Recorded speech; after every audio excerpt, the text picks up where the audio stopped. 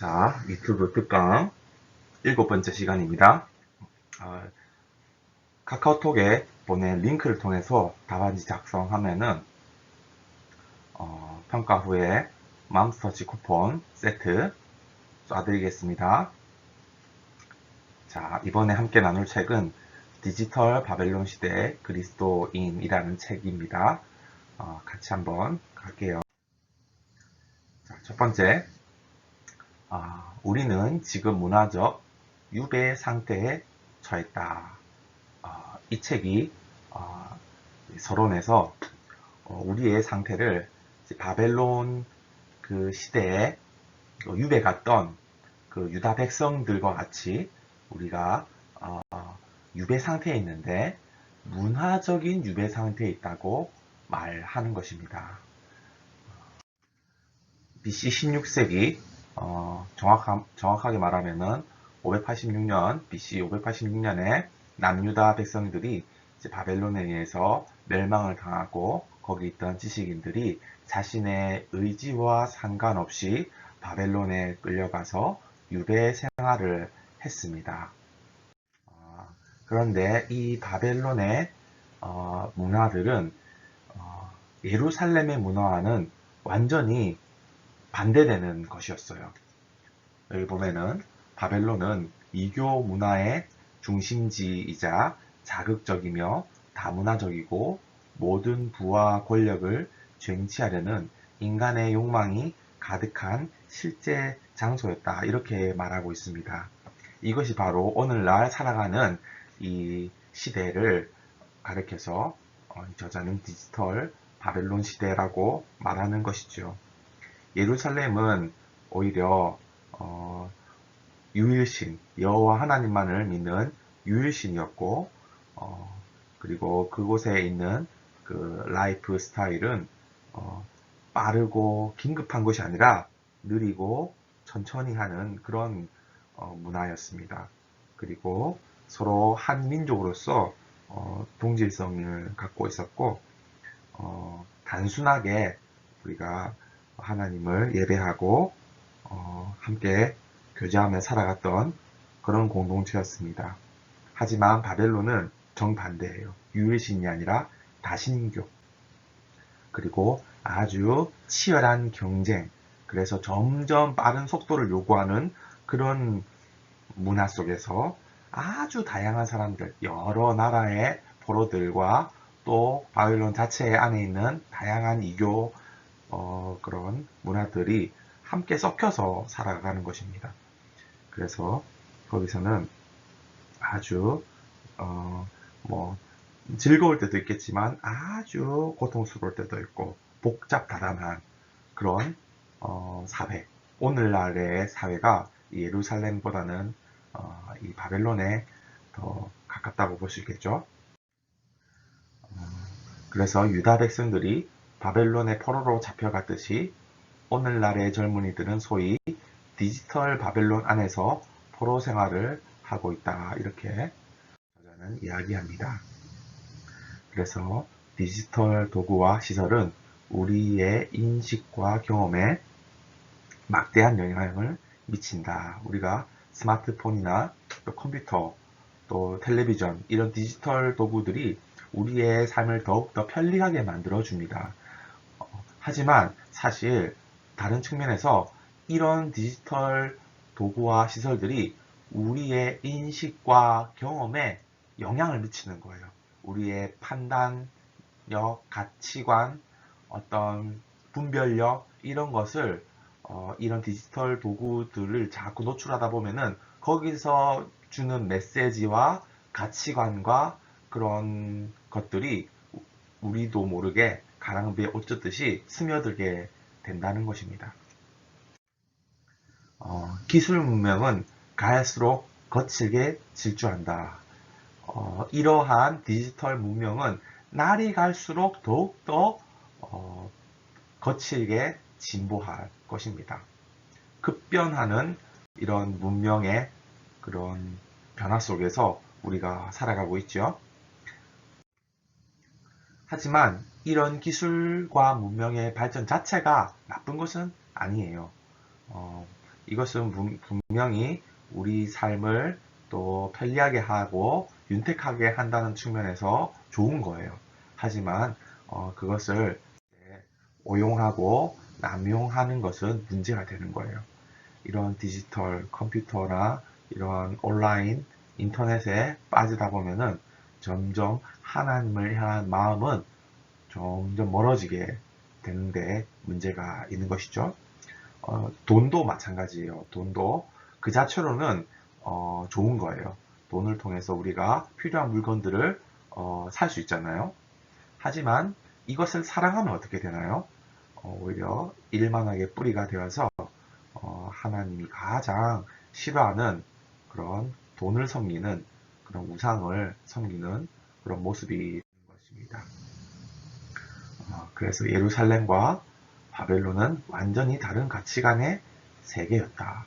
우리는 이 예루살렘의 가치관, 그리스도인들은 하나님 나라를 또 대변하는 이 예루살렘의 가치관으로 살아가는 그런 사람들입니다. 하지만 실제 우리가 삶에서 부딪히는 그 현장은 이 바벨론의 가치관을 띠고 있는 거예요. 그래서 두 개의 서로 다른 가치관이 충돌하는 것이 지금 오늘날 우리가 맞닥뜨리고 있는 현실이 되겠습니다. 대중문화는 현실에 대한 인식을 통제한다. 인터넷, 또 스마트폰 어플, TV, 게임, SNS, 유튜브 채널 등이 우리의 인식 체계를 통제하고 옳은 것과 그른 것을 판별하는 기준이 되어간다. 아까도 이야기했다시피 이런 대중문화들이 우리는 그냥 무의식적으로 즐기고 탐닉할 수 있는데, 하지만 이것들이 주는 메시지가 있고 가치관이 있어요. 그래서 이것을 자주 접하다 보면은 이들이 얘기하는 것에 동조하게 되고 이들이 추구하는 가치관에 우리도 동의하게 된다는 거예요. 처음에는 분별 없이 보지만 점점 우리가 이것을 분별할 수 있는 그런 힘을 잃어가게 될 것이에요. 오늘날 그 학교에서 성교육을 가르쳐주고 있잖아요. 학교 선생님들이. 그런데 오늘날 학생들한테 가장 영향력 있는 성교육 교사는 바로 스마트폰이라고 합니다. 스마트폰에서 나타나는 어떤 성적인 그런 이제 영상물들이 오히려 우리의 성 가치관을 결정한다는 거예요. 학교에서 배우는 그런 것들보다. 네, 그런데 그것이 옳은 가치관이면 문제가 없겠는데, 그것이 왜곡되고 또 잘못된 그런 성에 대한 가치관이라면 어떻게 될까요? 아주 잘못된 그런 사고로 살아가서 나중에는 큰 문제가 나타날 수 있다는 것입니다. 이처럼 이런 대중문화는 우리의 생각까지 통제하는 그런 힘이 있다는 것을 우리가 잘 알아야 합니다. 긴박한 시대일수록 그리스도인 역시 더욱 역동적인 믿음으로 세상을 대해야 한다.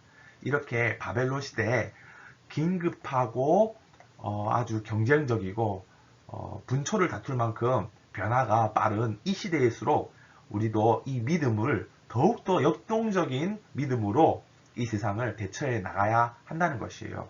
우리가 이 세상의 어떤 문명들, 문화들이 우리의 눈과 귀를 이렇게 둘러싸고 있는데 더욱더 분별력 있게, 더욱더 성경적인 기준을 가지고 이것들에 대해서 우리가 반응을 해야 된다는 것이에요. 그대로 그냥 떠내려가듯이 휩쓸리는 것이 아니라 우리도 이것을 분별할 줄 알아야 한다는 것입니다. 페이스북이나 인스타그램과 같은 SNS는 겉보기에는 폭넓은 인간관계를 갖게 하나 자신을 상품화 시켜서 고유의 자신이 아닌 사람들이 원하는 모습을 보이려고 추구하고 그것이 자신의 정체성이라고 생각하게 한다. 우리가 이제 인스타그램 특히 많이 하는데 거기는 이런 책도 있잖아요. 인스타그램에는 절망이 없다. 항상 좋은 모습, 맛있는 음식 먹고 좋은 그런 여행지에 가고 아주 즐거운 모습들만 영상이나 사진으로 이렇게 업로드가 됩니다. 그것이 이제 자신의 어떤 그런 자신을 브랜드화 시키는 거죠. 상품화 시켜서 자신의 고유한 모습, 원래 사실은 인간이 사실 마냥 좋을 수가 없고, 때로는 슬픈 일도 겪고, 때로는 힘든 일도 겪는 것이 우리 인생인데, 항상 인스타그램에는 좋은 모습, 즐거운 모습만 나와 있잖아요. 그러니까 우리의 모습이 아닌 거예요, 사실은. 어, 사람들이 보고자 하는 모습을 우리가 이렇게 연출하는 것이지. 그래서 우리는 그것을 통해서 이것이 내 모습이라고 또 생각하게 하는 것입니다. 그래서 넓은 인간관계를 가지게 됩니다. 뭐 좋아요가 뭐 수십, 수백, 또 수천, 수만까지 있는데 넓은 인간관계처럼 보이지만 사실 오히려 더 고립되는 그런 경향이 있어요. 인스타그램을 하고 페이스북을 하면 할수록 오히려 이제 통계를 보면은 우리의 이제 외로움, 고독감 이런 것들은 더 증가한다고 합니다. 자, 우리는 자문해 봐야 합니다. 나는 누구이고 내 존재 이유는 무엇인가? 내가 왜 살아가고 내 삶의 끝은 어떻게 될 것인가? 근본적인 우리 인생에 대한 질문을 해야 합니다. 이것은 나중에 커서 우리가 찾는 것이 아니라 이제 어릴 때 나의 어떤 정체성, 가치관을 세워나가 후에 우리가 살아갈 때 더 이제 풍성한 삶을 누릴 수 있는 것이죠. 이 질문의 답은 사실 오직 예수 그리스도 안에서만 찾을 수 있다는 것이 바로 성경의 가르침입니다. 디지털 바벨론 안에서의 공격은 그 강도와 횟수가 전례 없이 매섭다. 블로그, 최신 음악, TV쇼 등 우리를 설득해 그들이 원하는 것을 이뤄낸다. 디지털 바벨론 안에서 우리가 살아가고 있는데 그것은 이제 블로그나 최신 음악, TV쇼, 뭐 인터넷, 앞서 말했듯이 그러한 매체들인데 그것들이 자꾸 우리를 설득하는 작업을 하고 있는 것이에요. 광고, TV 광고라든지 그런 것들이 이제 그들이 원하는 것은 우리가 그 물건을 사는 거예요.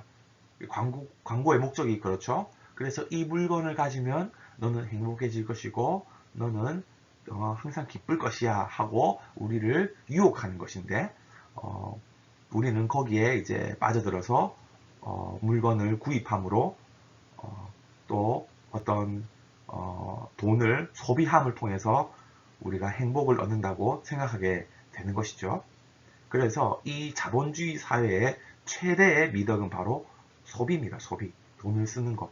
그래서 우리가 직장 가서 월급 최대한 많은 돈을 벌고자 노력하는 거죠. 그게 이제 디지털 바벨론의 가치관, 그 질서 속에 우리가 살아가고 있다는 대표적인 그 모습이 되겠습니다. 이런 시대 상황 속에서 우리가 하나님의 사람으로서 더 추구해야 할 그런 가치는 무엇일까요? 바로 예수님과 더욱 친밀해져야 한다는 것입니다. 디지털 바벨론 시대의 어떤 흐름은 점점점 예수님과 멀어지게 하고 하나님 말씀과 더욱더 이제 떨어지게 만드는 그런 방향으로 가고 있습니다. 이럴 때일수록 우리가 의식적으로 더욱더 예수님과 친밀한 교제의 시간을 가져야 하는 것입니다. 그것이 바로 기도와 말씀인 것이죠. 기도와 말씀을 통해서 더욱더 예수님과 친밀한 교제의 시간을 가져가는 것이 우리가 이 디지털 바벨론 시대에서 살아갈 때 가져야 할 하나님의 사람으로서의 첫 번째 덕목입니다.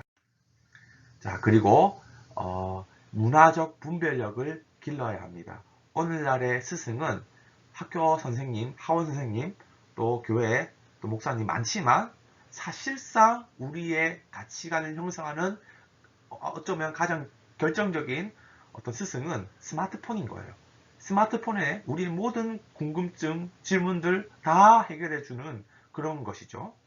더 이상 이제 부모님이나 선생님한테 물어볼 필요가 없어요. 다 구글에서 검색하면은 모든 것이 다 나오니까요.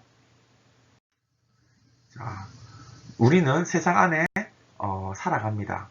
그러나 이 세상 안에 살면서도 물들지 않고 살아가는 법을 배워야 합니다. 현실을 회피해서는 안 돼요. 우리가 이 디지털 바벨론 세상에 살아간다고 해서 이제 더 이상 스마트폰도 없애버리고 TV도 안 보고 인터넷도 안 하고 이럴 수가 없잖아요. 우리가 특히 코로나 바이러스 때문에 다 이제 온라인으로 수업도 하고 해야 되는데 피할 수가 없는 것이 우리는 이 속에서 함께 섞여 살아야 합니다. 그래서 문화는 또 문화 그 자체가 회피의 대상이 아니라 참여의 대상이라는 거. 문화가 안 좋은 영향력을 준다고 해서 그것을 배척할 게 아니라 참여하고 오히려 그 문화에 동화되어 휩쓸려 가는 것이 아니라 더 좋은 문화로 변화시켜 나가야 할 책임이 있는 거예요. 더 세속적인 가치관의 문화에서 성경적이고 하나님 중심적인 그런 문화로서 우리가 변화시키고 변혁시켜 나가야 할 사명이 우리한테 있다는 것이에요. 자, 그러기 위해선 먼저 성경의 닻을 내려라. 자, 우리가 뿌리 깊은 나무가 폭풍이 몰아쳐도 흔들림이 없듯이 먼저 우리가 성경의 말씀에 닻을 내려서 우리가 뿌리를 내려야 됩니다. 하나님 그런 중심의 가치관, 예수님 중심의 가치관으로 먼저 뿌리를 깊게 내려서 세상의 어떤 세속적인 그런 풍랑과 그런 물결 속에서도 흔들리지 않는 중심을 가져야 된다는 거예요. 모두가 선교사가 될 필요는 없습니다. 하지만 선교사적인 삶을 살아야 합니다. 다니엘이 바벨론 안에서 언어와 간습을 배웠습니다. 하지만 그러한 상황 중에서도 믿음을 지키고 우상 앞에 절하지 않고 우상 앞에 놓인 재물을 먹지 않았던 것처럼 믿음을 지키는 방법을 터득하였듯이 우리도 이 세상 속에 살면서 이제 믿음의 삶을 지켜나가야 하는 것이죠. 그래서 여기서 이 땅에서 우리가 선교사로서 부름받았습니다. 그렇다고 이제 그 교회에서 파송되는 그런 선교사가 아니라 선교사적인 삶을 사는 그런 모습으로 우리가 나아가야 한다는 것이죠. 자, 기독교 세계관의 좋은 컨텐츠를 접하면서 지속적으로 배우고 사회 현상들을 기독교 세계관의 렌즈를 통해 분별력 있게 이해할 수 있어야 한다. 네. 자, 우리가 뭐 유튜브나 또 책이나 요즘에는 좋은 이 신앙의 관점을 갖출 수 있는 그런 자료들이 많이 있어요. 그것들을 지속적으로 보면서 배우고 그리고 나아가 이 사회에 나타나는 그런 현상들을 기독교적인 세계관을 통해서 분별력 있게 이해할 수 있어야 한다는 것입니다. 나아가 나의 삶을 통해 이루어야 할 것을 생각하고 계획해야 합니다. 다시 말해서 직업을 정하고 하나님의 부르심에 따라 나의 일터를 찾는 그런 작업을 해야 하는 거예요. 고등학교 시기에 우리가 수능 봐서 대학 갈 텐데 그때 이미 전공을 정하잖아요. 그 전공이 곧 나의 직업으로 연결될 텐데 그래서 이 학생의 시기 때부터 하나님께서 나를 무엇을 위해서 부르셨는지 한번 고민하고 계획해야 하는 그런 일들을 해야 합니다. 우리가 인생에 사실 3분의 1은 자고 또 3분의 1은 또 일터에서 일을 하게 될 거예요. 내 인생의 아주 중요한 부분이 바로 직업, 그 직장 안에서의 그런 일터 안에서의 시간인데 그 직업이 나의 개인적인 목적이 아니라 하나님의 부르심이 과연 무엇이 있는지 생각하며 그 직업을 정해야 하는 것입니다. 그리고 그 일터에서 어떤 이윤을 추구하거나 뭐 다른 어떤 목적도 물론 있겠지만 무엇보다도 하나님 나라를 드러내고 하나님께 영광을 나타내는 그런 장소로서 살아야 한다는 것이죠. 돈을 많이 벌 수 있는 직업을 선택해서 내 삶을 변화시킨다는 것이 일반적인 생각입니다. 많은 사람들이 믿지 않는 사람들이 생각하는 거, 돈 많이 벌어서 내 삶을 더 윤택하게 만들고자 하는 것이 일반적인 생각이죠. 하지만 이러한 생각은 디지털 바벨론 시대의 소비 중심적인 생각이고 출세 지상주의에 부합하는 생각입니다. 우리도 이런 생각 가질 수 있어요. 하지만 예수님의 부름받은 제자들은 하나님 나라와 영광을 위한 직업을 선택하고 일터의 삶을 살아가는 것입니다. 하나님의 사람들은 돈을 많이 벌기 위해서 직업을 선택하는 것이 아니라 하나님 나라와 영광을 위해서 그 일을 하게 된다는 것이에요. 제자는 단순히 소비자가 아닙니다. 이 자본주의 시대의 최대의 그런 키워드, 바로 소비인데, 그 소비하는 사람이 아니라, 물론 소비도 하지만 창조자네, 창조자. 새로운 문화를 창조하는 사람, 새로운 질서를 창조하는 사람. 이 바벨론의 어떤 질서와 가치관이 아니라 하나님 나라의 질서를 창조해 나가는 사람. 부르신 자리에서. 그래서 돈을 벌기 위해서가 아니라 하나님 나라를 위해서 일하는 것입니다. 이 시대 풍조에 대하여 단호하고 역동적인 삶을 사십시오. 하나님 나라의 가치관이 무엇인지 삶의 현장에서 단호하게 보여줄 때입니다. 우리가 그냥 잠잠히 그냥 있어야 할 시기가 아니라 우리가 이 시대의 어떤 흐름에 맞춰서 역동적으로 믿음의 삶을 보여줘야 합니다. 유배자들은 무엇보다도 기도해야 할 사명이 있습니다. 다니엘이 그런 바벨론의 상황 속에서도 신앙을 지킬 수 있는 이유가 그는 하루에 3번씩 기도하는 사람이었기 때문입니다. 그리고 유배자들을, 우리가 다 유배자들인데 충실하고 거룩해야 한다. 맡은 일에 성실하게 감당하고 그리고 거룩하고 구별된 삶을 늘 살도록 애써야 하는 것입니다. 유배자들은 하나님 안에서 안식처를 찾아야 합니다. 돈과 어떤 다른 것을 통해서 나의 안식과 평안을 누릴 것이 아니라 오직 하나님의 사람들의 안식처는 하나님밖에 없습니다. 자, 마지막으로 유배지에서 낙심할 필요 없습니다. 유배지 또한 하나님의 목적을 이루기 위한 도구에 불과합니다.